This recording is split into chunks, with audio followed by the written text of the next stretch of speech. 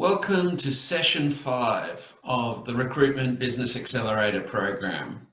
This session is sales and marketing.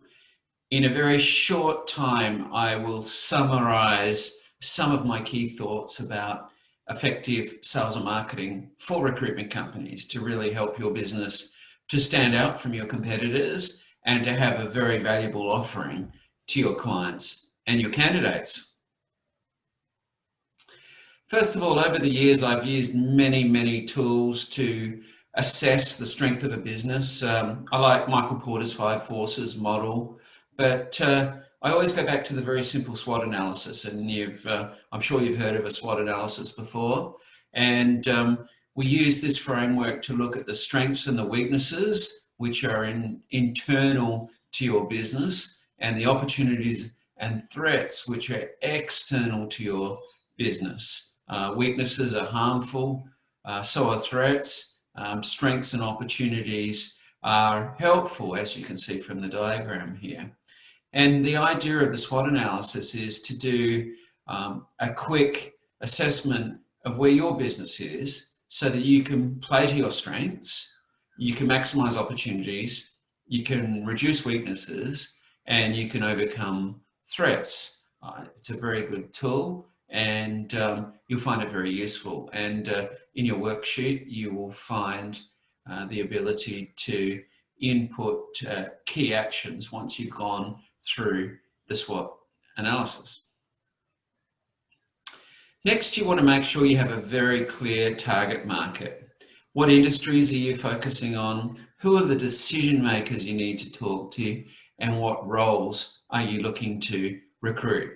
Clarity and focus are very important, because then all your messaging, all your processes, and the way you conduct business in the recruitment industry has a really good degree of targeted focus, and then you'll increase the potential of your success much more if you really know how you are targeting both your business, your processes, and your messages. What I've seen with many recruitment companies is that none of them really have any clear USP or unique selling proposition. What is it that makes your business special? What is it that you deliver to your market better than anyone else? And when you do your exercises on this worksheet, you're going to be thinking about that. Again, you can be using that in your messaging. Most recruitment companies say their best attribute is the quality of their recruitment process. And every company says that, so it can't possibly be true, because we know for sure that not every recruitment company has quality processes. So discover what's your real USP, and then you need to be using that in your messaging. And a really important point on messaging here is that you can't just be saying something once. You have to use repetition, because it takes a lot of repetition for messages to sink in a very crowded marketing arena. Next, you need to look at your value proposition. What real value are you providing? What service offering do you give that's beyond what everyone else does, so that price doesn't become an issue for you? You want clients to say, well, 15% on a $200,000 role or whatever it might be is actually really good value, because you're doing a lot for me. And it's important to communicate how much you are doing for clients. Regularly communicate it. I advise putting as many steps as you can in the communications that you have with your clients, both at the beginning in your proposal or capability statement writing, and then right to the end when you're sending an invoice, really outlining how much you've actually done for the fee that you're charging. Then price will never become a problem for you, especially if you're delivering hard to find quality talent in a very professional manner. And then next, it's important to have an elevator pitch. So this combines your USP, your value proposition, so that if you run into a potential prospect in a lift or an elevator, as they call it in America, you want to be able to articulate very quickly what is it that makes your business and your company different and better than anyone else in a very short sentence. And you can use that pitch in your marketing messaging, in your proposal writing, even have it on your email signature to help stand out and separate you from what is a highly competitive market. There's very low barriers to entry in the recruitment industry. Almost anyone can enter and compete against you, and many people do. And over the years, those of you that have been in the business for a long time would have seen many companies come and go because there's limited regulation and there's low barriers to entry. I always joke that it's more difficult to get a hairdresser's license than it is to get a recruitment license. Yet we're dealing with people's jobs here, which is probably one of the most important decisions that most people make in their whole lives. And there's a great degree of responsibility that goes with helping people into jobs and supplying very important talent to companies. It's the most valuable input that all companies require is good quality people to help drive them forward. Next, we'll look at the sales mix. How is your balance between temp and perm? Contract, of course, also. This is quite controversial because a lot of companies really focus on temp and contract to get recurring revenue streams, which obviously provides an income buffer, and also potential acquirers further down the track look for recurring revenue stream. They look for temp and contract. But I think it's a bit controversial on the basis that I think perm recruitment is just as important, because I believe perm recruitment is much more profitable. You get much bigger licks of income, and if you have great client relationships, then perm revenue can be just as recurring as temporary or contract revenue. And it's really important to supplement perm with contract and temp revenue so that you have a good balance of both, obviously. And one should not suffer because of the other. I've seen really good recruitment companies that are all perm, and their strategy is not necessarily to build for exit. It's to build for high levels of profitability over the years and to take dividends along the way instead of potentially having a saleable business. But it can be argued that a good quality perm business is saleable if those relationships are deep and strong, not just reliant on one person, and that companies rely on that business to secure their very best permanent talent. You want to make sure you have a good mix of large and small clients across different industries. Revenue diversification is really important. It's the don't have all your eggs in one basket argument, whereby you want your top 10 clients to be very diversified so that at any one time, if you lose a client, it's not going to have a big impact on your revenues and your profits. So diversification, size, industry, decision makers, good spread, have a good spread between your recruiters so that one recruiter, you're not reliant on them for all your billings and all your client relationships. I also advise that business owners build relationships with clients separately to recruitment consultants so that if a recruitment consultant does leave for whatever reason, there is still a good relationship held by the owner or senior people in the business. Also, you might look at what other services you can offer outside just traditional recruitment. I've seen some very successful HR offerings by recruitment consulting practices, whereby parts of the HR elements of managing talent are provided by the recruitment company also. And you'll know what your clients are looking for. I advise surveying them, ask what other services that you can provide for them, and they'll tell you. And that gives you a good opportunity to do some extra for your clients and most importantly, to build even stronger relationships with them.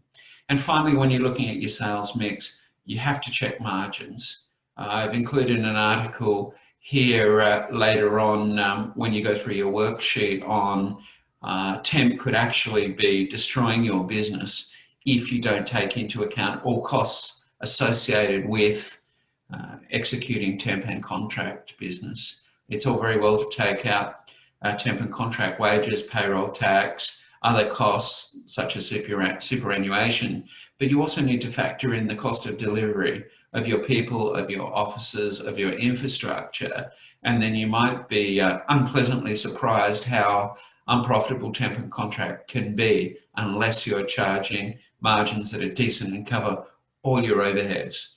And again, that's why perm's really good to have on a regular basis to add additional profitable revenue streams consistently to your business.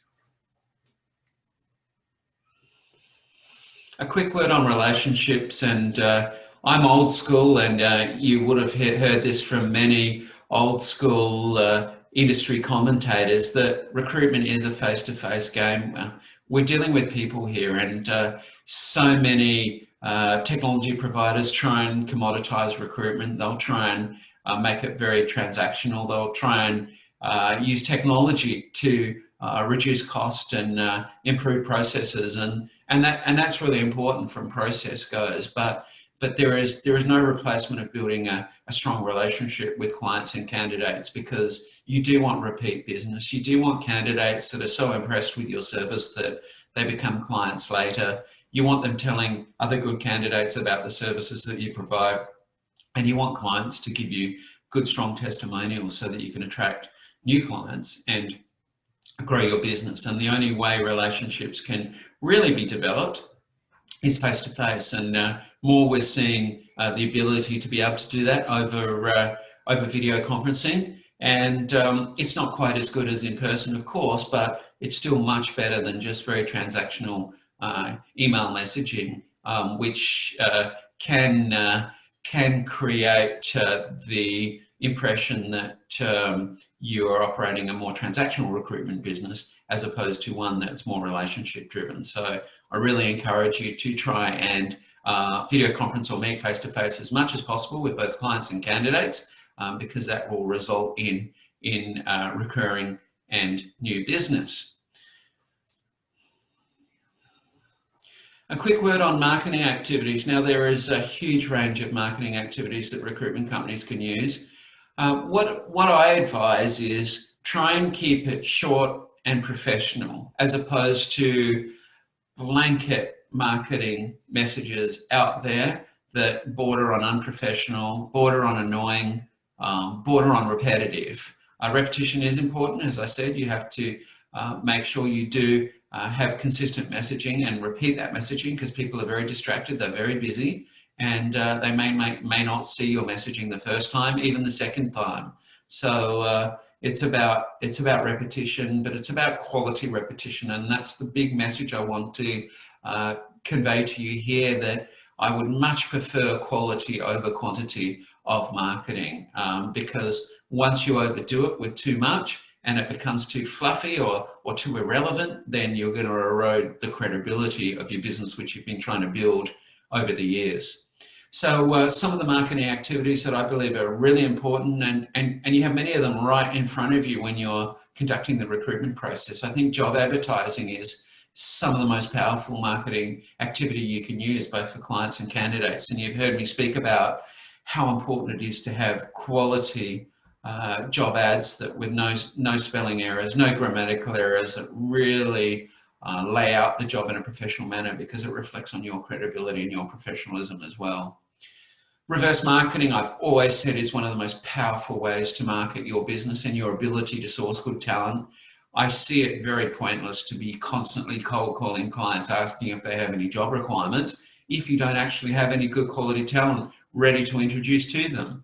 It annoys clients, it gives our industry a bad reputation, and it really demotivates your team, because they won't have as much success. I'd much prefer them to be calling or communicating with warm communication to new prospects with good talent in hand that can be discussed almost immediately as a solution to companies that are looking to grow their teams. Reference checks, as we all know, is a great form of marketing. It's a good way to open new doors, build new relationships with decision makers. And I don't think we utilise reference checks as much as we should to build new relationships, and to be simply asking the question of the referee, hey, is there anyone else that you know that might be looking for for good quality people, or yourself? Are you looking to grow your team? Is it possible we could be helping you? And very often the referee themselves will say, hey, look, I want to stay in touch with you because when I'm ready to move, I would much prefer to be represented by an agent as opposed to me having to go out there, especially at a senior level, and to be sending my resume around the marketplace. Client meetings, great form of marketing, of course. You'll pick up a lot of market intelligence. You will be building credibility. You'll be building the relationship, and you'll be constantly proving that you are a specialist and that you have a lot of knowledge in the market that you recruit in. And I think that's a very, very strong and powerful secret weapon, that only you know your market as well as you do. You'll know it so much better than your clients who only know who only have a very narrow view on the marketplace. You have a much wider view on the marketplace because you're dealing with lots of different clients and candidates. And the information and market intelligence that you pick up is very, very powerful. And you need to be conveying that information in a very credible manner so that you can build tremendous credibility and repeat business, as I said before, with your client base.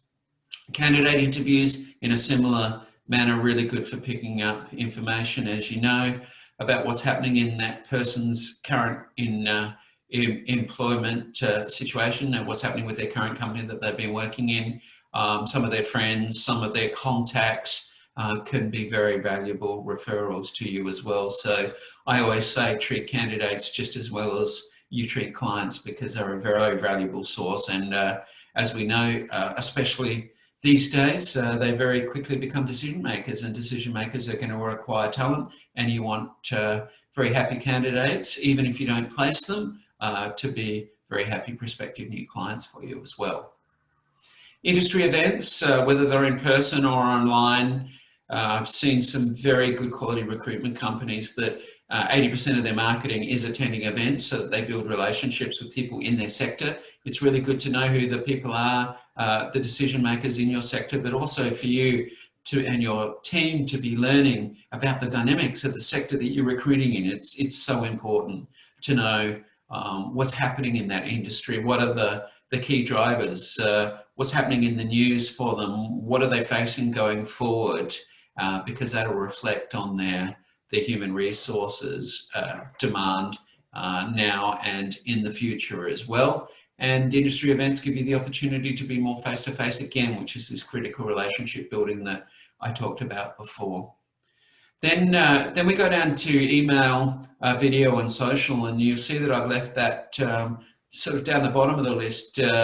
More and more there is email clutter. Email is a good way to do introductions to prospects, so long as they're written very professionally and very politely, and your prospects aren't bombarded. There's so much email that goes through now that often it's very hard to get cut through, but it's still a method of politely and professionally introducing yourself and to communicating with clients and candidates, of course. And I think there's a much bigger trend towards video now, as opposed to just one-dimensional blogging and sending articles. Video, like what you're watching now, has a more human element to it. It's becoming more mainstream. Mobile is a very powerful platform for delivering video because people can watch it on the move. Therefore, any marketing that you do needs to be video friendly and also mobile friendly as well, of course. And then a quick word on social. I think social media in its early days it had good cut through. Now, again, like anything, there's a lot of crowding there. You need to be very targeted and professional in your messaging, I believe, in social media, because if it's not, it's just clutter. I have 4,500 LinkedIn connections, mostly owners and leaders of recruitment companies, and you wouldn't believe the messaging I see, the fluff, the irrelevant, just fodder, the hey, congratulations to so-and-so, they've just had their 1-year work anniversary, and the big flowers and the big long lunch on the harbour, and it's not relevant to clients and candidates. You need to be asking yourself, what is important to my target market here? What should I be posting, whatever, if it's Facebook, LinkedIn, or any Instagram, even any other social media. What's useful and important to my target market? How am I adding value? How am I going to build credibility? And that's how you'll determine what your messaging looks like. And it'll help you avoid the mistakes of the feel-good marketing that I believe is doing a lot of recruitment companies disservice. It needs to be professional, and it needs to be relevant, and it needs to be useful. And then finally, quick word on your website.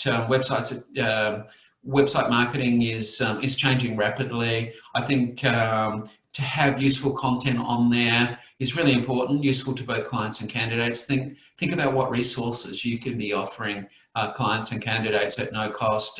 Have them in Word and written format, but also, more importantly now, in video, short, sharp, easily consumed, once again, useful, relevant, and really helps establish you and your business as a credible business advisor to the industry.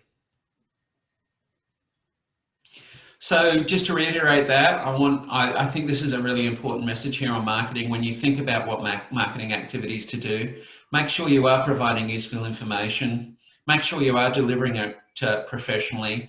You want to build credibility as a trusted advisor. You want your clients and candidates come to you for advice, not just for jobs. And you want to really build this constant flow of incoming inquiries, which will lead to better relationships, it will lead to better candidate flow, and it will lead to additional job requirements from your clients who really trust and value the service and information that you provide to them. Just a quick checklist for you as well. You want to make sure that your website is counterintuitively not about you. Your website should be about what you're able to deliver to clients and candidates. And the wording needs to be addressed to them and not about how great you are. Yes, you want to establish credibility and what services you provide, but you also need to really make sure you're speaking to your target audience.